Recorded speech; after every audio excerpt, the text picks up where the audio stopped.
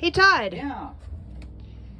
I heard you're teaching a course on ethics this semester. What even is ethics? It's another great question. A lot of people today think ethics is just that group of people or the kinds of rules that get in the way of you accomplishing good research or practicing good medicine or making money.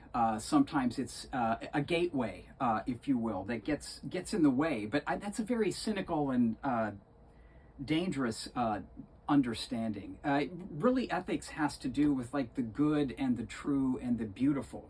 It acknowledges there's some kind of deep relationship between goodness and truth. And historically, throughout history, philosophers have talked about various ways of trying to answer that question. What does it mean to be good? What does it mean to be a good person? What is the right thing to do? What is the wrong thing to do?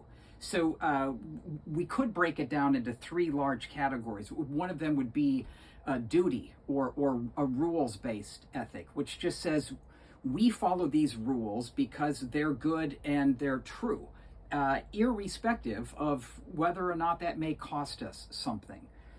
Immanuel Kant was probably the biggest ethicist to promote this kind of rules for rules' sake. The other is consequentialism, which basically means the end justifies the means.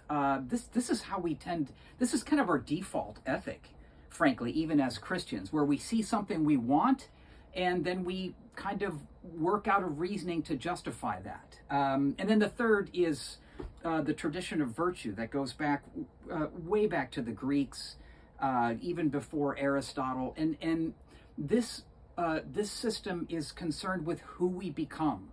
What does it mean to become a virtuous person, and what virtues ought we to promote?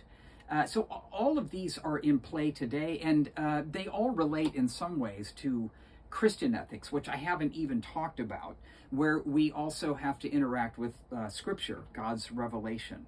But that's my best 2-minute or 2.5-minute definition for you. I hope that works. Thank you so much.